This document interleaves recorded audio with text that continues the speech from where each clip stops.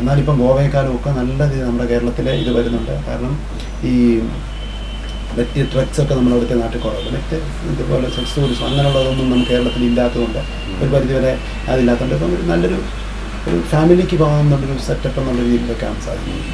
ശരിക്കും പറഞ്ഞാൽ ഹർത്താൽ ഇതൊക്കെ നമ്മൾ ശരിക്കാൻ പറ്റും. കാരണം ഞങ്ങൾ 5 ദിവസത്തേക്ക് വിടുമ്പോൾ ഫ്ലൈറ്റ് വരുന്ന അവർ ചിലപ്പം പിന്നെ ബുക്ക് ചെയ്യേണ്ടി വരും. 2 ദിവസം റീച്ച് ചെയ്യുമ്പോൾ ഒത്തിരി പൈസ നഷ്ടം ഉണ്ടായിട്ടുണ്ട്. അതുകൊണ്ട് ഒരിക്കലും അറ്റ്ലീസ്റ്റ് ഇത് കണ്ടാണെന്ന് നമ്മൾ ഇവിടെ ഇപ്പം ഞങ്ങൾ സമരമൊന്നും ഒരിക്കലും പോകുമ്പോൾ എഫക്ട് ചെയ്യുന്നില്ല. ഒരു പ്രശ്നങ്ങളും എന്തോ ഉണ്ടെങ്കിലും നമ്മൾ ഇവിടെ ഹർത്താലിൻ്റെ ഞാൻ പോയി ഓഫീസ് വർക്ക് എന്നുമുണ്ട്, 7 നിമിഷം നമ്മളുണ്ട്. അപ്പോൾ ഒരു വരുന്ന ടൂറിസ്റ്റിനെ അഫക്ട് ചെയ്യുമോ ഒന്നും വരത്തില്ല. അല്ല ടാക്സി റേറ്റ് ഫ്ലാഷ് പക്ഷേ അഫക്ട് ചെയ്യത്തില്ല. പബ്ലിക് ട്രാൻസ്പോർട്ട് കാണും. ആ ഒരു രീതിയിലുള്ളത് നമ്മുടെ ഒരു ബ്രാഞ്ച് ഇത് പിന്നെ അപ്രോച്ച് കേരളത്തിലെ മാറി അതെല്ലാ മുന്നണികളും കൂടെ ഒരുമിച്ച് ഇതെടുത്തേ ഉള്ളത്. എന്നാലും ഒരു പ്രതീക്ഷയ്ക്ക് വകയുണ്ടല്ലോ. തീർച്ചയായിട്ടും ആൾക്കാർ ഇത് മാറിയില്ല. ഒരു കഴിഞ്ഞ വർഷത്തേക്കാളും അപേക്ഷിച്ചിപ്പം പണ്ടത്തേന് അത്രയും മറ്റോരോ ജില്ലകളിൽ നിന്നും വരുമ്പം 15 ജില്ലകളിൽ നമുക്ക് ഓരോ ദിവസം ബന്ധമായിരുന്നു. അതൊക്കെ മാറിയാണ്. അതൊക്കെ മാറി. ഇപ്പം നമ്മളൊരു ലോകത്തിൻ്റെ ഒരു ഭാഗമാണ് കേരളം എന്നുള്ള ചിന്താഗതി വന്ന് അങ്ങനെ ഇതായിട്ടുണ്ട്. ഈ താങ്കൾ ഫാമിലിയായിട്ടൊക്കെ പോകാറില്ല, ടൂർ പോകുന്നുണ്ട്. ഞങ്ങളിപ്പം മലേഷ്യ പോയത് ഇപ്പം ഫുക്കറ്റ് വേറെ ഇടത്ത് പോയിട്ട് പോകുന്നുണ്ട്. ഞങ്ങൾക്ക് ഇങ്ങനെ ടൂറിസവുമായിട്ട് ബന്ധപ്പെട്ട് ഞങ്ങൾക്ക് ഇൻവിറ്റേഷൻ വരും. ഒരു വർഷത്തിൽ എത്ര പ്രാവശ്യം? 1-2 പ്രാവശ്യം. ഈ പോയ സ്ഥലങ്ങളിൽ ഏറ്റവും മനസ്സിൽ മുന്നിൽ നിൽക്കുന്ന സ്ഥലമാണ്, ഇനി പോകണമെന്ന് ആഗ്രഹിക്കുന്ന സ്ഥലമാണ്? ഇനി പോകുന്ന മലേഷ്യയിലെ കാര്യം ഉണ്ടായിരുന്നു. മലേഷ്യയോടെ എന്താണ് ഇത്ര ഒരു നല്ല രീതിയിൽ അവിടുത്തെ ആൾക്കാരുടെ ഹോസ്പിറ്റാലിറ്റി, ഹൈജീനിക്ക്, സീ ഫുഡ്, നല്ല ഫുഡ്. മലേഷ്യ ഹൈജീനിക്കാണ് ശരിക്കും അല്ലേ? നല്ല ഹൈജീനിക്കാണ്. പിന്നെ എയർപോർട്ടും ഇതൊക്കെ എന്ന് പറയുന്നത് ഇതായിട്ടുള്ളത്. മലേഷ്യ യാത്ര ശരിക്കും പറഞ്ഞാൽ ഇവിടുത്തെ നമുക്ക് അവിടെ വേറെ അനുഭവങ്ങളുണ്ട്. എനിക്ക് അവിടെ വെച്ച് എൻ്റെ മൊബൈൽ കളഞ്ഞു പോയിട്ട് അത് അയച്ചിട്ട് അവർ തിരിച്ചു കൊണ്ട് തന്നു. എനിക്ക് കാരണം പുതിയൊരു മൊബൈൽ അതിൽ തിരിച്ച് ഞാൻ എയർപോർട്ടിൽ ഇറങ്ങി വരുമ്പോൾ അയാൾ തിരിച്ചു കൊണ്ട് തന്നു. അതൊക്കെ നമ്മളെ സംബന്ധിക്കുന്ന വിശ്വാസ്യതകളൊക്കെ അയാൾ കണ്ട് ഞാനപ്പോൾ ക്രോസ് ചെയ്യാറുണ്ട്. പുറത്തിറങ്ങിയിട്ട് ഇപ്പോൾ അത് ക്രോസ് ഞാൻ തിരിച്ച് കൊണ്ടുവന്ന ടാക്സി അപ്പുറത്ത് കൊണ്ടുവന്ന് എനിക്ക് തന്നു. നമുക്കൊരിക്കലും ഇപ്പം നമ്മൾ കൂടുതലും ചിന്തിക്കാൻ നോക്കുന്നില്ല. അയാൾക്കറിയാം ഒരു അഡ്രസ് ഇല്ല, പോയി നല്ല വില കൂടിയൊരു മൊബൈൽ. ഇതൊക്കെ നമ്മളിതാണ്. പിന്നെ നല്ല ഫുഡുണ്ട്. നമ്മളോട്ട് എത്രയും സ്പേസ് ചെയ്യാൻ നല്ല നമുക്ക് എത്ര വേണമെങ്കിലും കഴിക്കാൻ തോന്നുന്നു. സീ ഫുഡുകളൊക്കെ നല്ല രീതിയിൽ നമ്മുടെ ടേസ്റ്റായിട്ട് ടേസ്റ്റായിട്ട് കണക്റ്റഡാണ്. പക്ഷെ അതിന് അത്രയും നമുക്ക് അങ്ങ് നമ്മുടെ കുറച്ച് കഴിക്കും നമുക്കിത് നിർത്തണ്ടേ, ഇതൊന്ന് കഴിച്ചുകൊണ്ടിരിക്കാൻ തോന്നുന്നത്. നല്ല ഇതൊക്കെയാണ്. പിന്നെ ക്ലൈമറ്റ്, ആൾക്കാരുടെ ഇത്, പിന്നെ ആരും ശ്രദ്ധിക്കുന്നില്ല. നമുക്കതിങ്ങനെ അതൊക്കെ പോകാനായിട്ട് സാധിക്കുന്നത്. ആ രീതിയിലൊക്കെ നമ്മൾ ഇച്ചിരി വീട്ടുകാർക്ക് ഇഷ്ടപ്പെടും. മിസ്സസിന് ഇഷ്ടപ്പെടുന്നത് മലേഷ്യയാണോ? മക്കൾക്ക് അവർക്കൊക്കെ ഇഷ്ടപ്പെട്ടവർക്ക്. മിസ്സസിന്റെ പേര് ഞാൻ ചോദിച്ചില്ല. സുനി. ഈ ബിസിനസ്സിന് ഇൻവോൾവാണോ? ഇല്ല, ഞാൻ ശ്രമിക്കുന്നുണ്ട്. ഞാൻ പ്രൊഫഷണലി ടീച്ചറാണ്. 2 ആൺകുട്ടികളാണ്. അപ്പം ഞാൻ ഓൾമോസ്റ്റ് 14 hours ഇവിടെ വർക്ക് ചെയ്യുന്നതാണ്. 14 hours വർക്ക് ചെയ്യുന്നത്. 8 മണിക്ക് രാവിലെ വന്നു കഴിഞ്ഞാൽ വൈകിട്ട് 8 വരെ കാണും. പിന്നെ വീട്ടിൽ ചെന്നും ഫോണിലായിരിക്കും. അപ്പോൾ അതുകൊണ്ട് അത്രയും എനിക്ക് ഫാമിലിയോട് അത്രയും ഫ്രീ ആയിട്ടില്ല. വന്നു കഴിഞ്ഞാൽ നമുക്ക് കുറച്ചൊരു സപ്പോർട്ട് ഇച്ചോട്ട് ഡെവലപ്പ് ചെയ്യാൻ സാധിക്കും. കുറച്ച് പുറത്തൊക്കെ പോകാനൊക്കെ സാധിക്കും. 2 ആൺകുട്ടികളെന്ന് പറയുന്ന മക്കളുടെ പേരെന്താ? മൂത്തവൻ്റെ പേര് അലൻ, രണ്ടാമത്തെ ദേവൽ. അവൻ മൂത്ത എഞ്ചിനീയറിംഗ് ജോയിൻ ചെയ്തിട്ട് രണ്ടാമത്തെ ഞാൻ. ഇന്ത്യയെക്കുറിച്ച് പറയുമ്പോൾ ഇന്ത്യയിലെ യാത്രകളിൽ ഇന്ത്യയിൽ എവിടെയാണ് താങ്കൾക്ക് ഏറ്റവും ഇഷ്ടം? ഇപ്പോൾ ഇഷ്ടം ബോംബെ തന്നെയാണ്. ഏറ്റവും നല്ല ട്രാൻസ്പോർട്ടേഷന് എത്താൻ നോക്കുന്ന കമ്മ്യൂണിക്കേഷന്. പിന്നെ നമുക്കൊരല്ലെങ്കിൽ ഒരു പ്രശ്നമുള്ള ഒരു സ്ഥലം പോകുക. ഇവിടെ എന്തുകൊണ്ട് പ്രശ്നമില്ല? എങ്ങനെ ഏത് രീതിയിലൊക്കെ? ഏത് രീതിയിൽ നമുക്ക് അത് ഒന്നെൻസ് കൺവീനിയൻസ്, ട്രാവൽ താഴ്ത്തര, പബ്ലിക് ട്രാൻസ്പോർട്ട്, റോഡ്, ഇതുമെല്ലാം നമുക്ക് ഇവിടെ എത്താവുന്നത്. ട്രെയിനിൽ എയർ എല്ലാം ഉണ്ട്.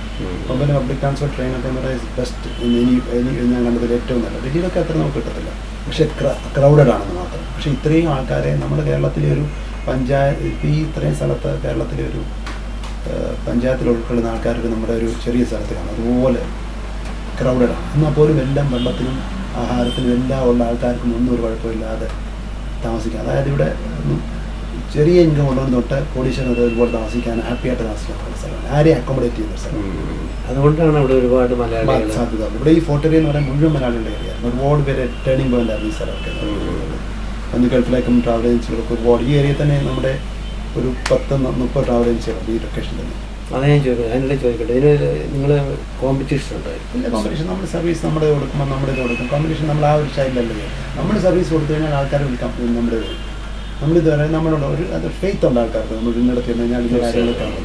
അപ്പോൾ ആ ഒരു ഫെയ്ത്തും നമ്മുടെ ഒരു നിലപാട് കൊണ്ടാണ് നമുക്കുണ്ട്. അല്ലാതെ നോക്കുമ്പം ആരെയും തോന്നിക്കാണ്ട്, അതായത് നമുക്ക് സാധ്യതകളുണ്ട്. നമ്മൾ ആരെയും മൂടിക്കളയേണ്ട കാര്യം നമുക്കുണ്ട്. പക്ഷേ നമ്മളത് ചെയ്യണം. നല്ല രീതിയിൽ ചെയ്യണം. ചെയ്യാം.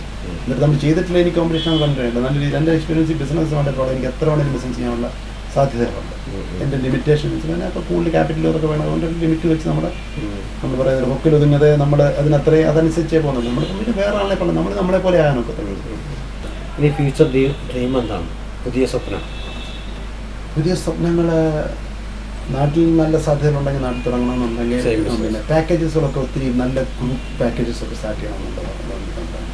പിന്നെ നമ്മൾ നാടിനെ കുറിച്ച് കൂടുതൽ കാണിക്കത്തക്ക രീതിയിൽ കുറച്ചുകൂടെ കൂടുതൽ പാക്കേജുകൾ ഇതൊക്കെ കാണിക്കത്തക്ക രീതിയിൽ ഈ എല്ലാ ഏരിയകളും കൊണ്ട് നമ്മൾ കൂടുതലായിട്ടൊന്ന് കാണിക്കത്തക്ക പാക്കേജുകൾസ് ഒക്കെ നടത്തണമെന്നുണ്ട്. നിങ്ങളുടെ ക്രിയേറ്റീവായിട്ട് നമുക്ക് പലതും ചെയ്യാൻ പറ്റുന്നൊരു മേഖല അല്ലേ? ടൂറിസം മേഖല ഒരിക്കലും താഴ്ന്നു പോകുന്നതല്ല. പരീക്ഷണങ്ങൾ ഒരുപാട് നടത്താം. അതിനകത്ത് വിജയിക്ക് സക്സസ് ചെയ്യില്ല. പിന്നെ ക്വാളിറ്റി നമ്മൾ മെയിൻറ്റെയിൻ ചെയ്യണം. എപ്പോഴും നമ്മൾ ഓർത്താണ് നമ്മുടെ അതാണ് നമ്മുടെ ക്വാളിറ്റി മെയിൻറ്റെയിൻ ചെയ്തില്ലേ നമുക്ക് സർവൈവ് ചെയ്യാനൊക്കെ.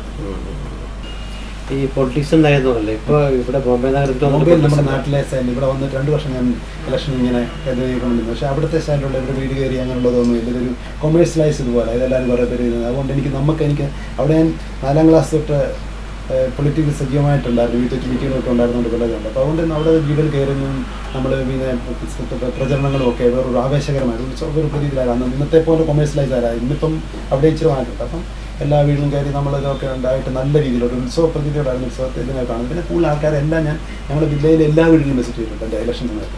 അപ്പോൾ ആൾക്കാരോട് പോയി കൂടുതൽ ഷെയർ ചെയ്യാനും അങ്ങനൊരു അപ്രോച്ച് ഉണ്ടായതുകൊണ്ട് അതുണ്ട്. പക്ഷേ ആ ഒരു രീതിയിൽ ഇവിടെ ഇവിടെ കൊണ്ടാലും പിള്ളേരെ കൊണ്ടുവന്ന് കൂലി കൊടുത്തിട്ട് പത്രം എടുക്കുന്ന പോലെയാണ് സ്ലിപ്പ് കൊടുക്കുന്നത്. സോ ഞാൻ എൻ്റെ ഇലക്ഷനോടെ കണ്ട് നമ്മൾ നിൽക്കുന്ന സമയത്ത് ഓരോ വീട്ടിലും പോയി ആൾക്കാരെ കണ്ട് അവരോട് ചായ കുടിച്ച് അവർ കഴിച്ചുകൊണ്ടിരിക്കുന്നവരോട് കഴിച്ച് അങ്ങനെ ഒരു അപ്രോച്ച് പേഴ്സണൽ അപ്രോച്ച് അവരൊരു ഒരിക്കലും വോട്ട് ഞാൻ ചോദിക്കത്തില്ല. ഞാൻ അവരോട് പോയിരുന്ന് കഴിച്ച് ഏത് വീട്ടിലും കൂടുതലായാലും കൊട്ടാരത്തിലായാലും ആ ഒരു രീതിയിൽ അവർ വേണ്ടിയിട്ട് ഞാൻ ഇറങ്ങി പോകത്തില്ല, വോട്ട് ചോദിക്കത്തില്ല. ആ രീതി നല്ലൊരു ഇതിപ്പം ഞങ്ങളുടെ നാട്ടിലൊക്കെ ഒരു ചലനം സൃഷ്ടിച്ചതാണ്. അല്ല ഇവിടെ ആക്റ്റീവ് അല്ല, ഇവിടെ പൊളിറ്റിക്സിന് ആക്റ്റീവ് അല്ല ഒക്കത്തില്ല. നമുക്ക് ആ ഒരു നാട്ടിൽ വർക്ക് ചെയ്ത് വെച്ചിട്ട് ആകാനൊക്കെ അതിനുള്ള സമയമില്ല ഇപ്പറ്റില്ല. എന്നാൽ പൊളിറ്റിക്കലുള്ള ബന്ധങ്ങളൊക്കെ ഉണ്ട്, എല്ലാതും ഉണ്ട്. എന്നാൽ നമുക്ക് ആ ഒരു നാട്ടിലെ പൊളിറ്റിക്കൽ വർക്കൊക്കെ എനിക്ക് അതിർത്താൻ സമരങ്ങളും ബന്ധങ്ങളും ബാക്കിയെല്ലാം നമ്മുടെ തന്നെ നല്ലത്. നമ്മളെല്ലാം കയറി ഇറങ്ങി എങ്ങനെ ഇറങ്ങി നമ്മുടെ ഒരു ഉത്സവം വാർഡുകളിൽ ഇത്ര വോട്ട് കിട്ടും ഇത്ര വോട്ട് പോയിരിക്കും എന്നൊക്കെ കണക്കൂട്ടി പറയാൻ സാധിക്കും. അല്ലേ? തെറ്റിയപ്പോഴാണ് ഞാൻ പോകേണ്ടത്. എന്തായാലും വളരെ സന്തോഷമുണ്ട് പരിചയപ്പെടാൻ കഴിഞ്ഞത്. കാരണം നമ്മുടെ നാട്ടിലെത്തി ഒരുപാട് ഉയർച്ചയിൽ നിൽക്കുന്നൊരു മലയാളിയായ വ്യവസായി ഒരുപാട് സ്വപ്നങ്ങൾ താങ്കൾക്കെടുത്ത് പറഞ്ഞു. കാരണം നല്ല നല്ല കാര്യങ്ങൾ ടൂറിസമായിട്ട് ബന്ധപ്പെട്ട്. കാരണം ടൂറിസമാണ് ശരിക്കും പറഞ്ഞാൽ കേരളത്തിന് ഏറ്റവും കൂടുതൽ ശരിക്കും ഇന്ത്യയിൽ തന്നെ അല്ലേ നല്ല സാധ്യതയുള്ളൊരു ബിസിനസ്സാണ്. അതിൽ തന്നെ താങ്കൾക്ക് ഒരുപാട് കൺസെപ്റ്റുകൾ ഇനിയും പത്തനംതിട്ട ജില്ലയിലൊക്കെ ഒത്തിരി ടൂറിസ്റ്റ് സ്പോട്ടുകളുണ്ട്. അതൊക്കെ ഒന്ന് ഡെവലപ്പ് ചെയ്യണമെന്ന് എനിക്ക് ആ എല്ലാ കൺസെപ്റ്റും നല്ല രീതിയിൽ വരുവാൻ ദൈവാനുഗ്രഹം ഉണ്ടാകട്ടെ. ഒരുപാട് നന്മകൾ നേരുന്നു അദ്ദേഹത്തിൻ്റെ ഭാഗത്ത് നിന്ന്. Thank you very much. Reji ഫിലിപ്പുമായുള്ള ഈ അഭിമുഖം നമുക്കൊരു അനുഭവമായിരുന്നു. കാരണം ഒട്ടേറെ വിശേഷങ്ങൾ ചുരുങ്ങിയ സമയം കൊണ്ട് അദ്ദേഹം പറഞ്ഞു. ഇനിയും ഒരുപാട് സാധ്യതകളുള്ള ഒരു ബിസിനസ്സാണ് അദ്ദേഹം ചെയ്യുന്ന ടൂറിസം ആയിട്ട് ബന്ധപ്പെട്ട് ട്രാവൽ ഏജൻസി. അദ്ദേഹത്തിന് ഒരുപാട് നന്മകൾ ഇനിയും ഉണ്ടാകട്ടെ എന്ന് നമുക്ക് ഈ അവസരത്തിൽ പറയാം. അടുത്ത എപ്പിസോഡിൽ ഞാനൊരു പുതിയ അതിഥിയുമായിട്ട് വരും. അതുവരെ ഇവിടെ പറയട്ടെ. അതിനു മുമ്പ് പ്രേക്ഷകർക്കായിട്ടുള്ള ചോദ്യം ഇതാണ്: കാറൽ മാർക്സ് ജനിച്ചത് എവിടെയാണ്? ചോദ്യം ഒന്നുകൂടി, കാറൽ മാർക്സ് ജനിച്ചത് എവിടെയാണ്? നിങ്ങളുടെ ഉത്തരം ഇനി പറയുന്ന ടെലിഫോൺ നമ്പറിൽ വിളിച്ചറിയിക്കുക. ഞങ്ങളെ വിളിക്കേണ്ട ഫോൺ നമ്പർ 0484231778 അല്ലെങ്കിൽ 83.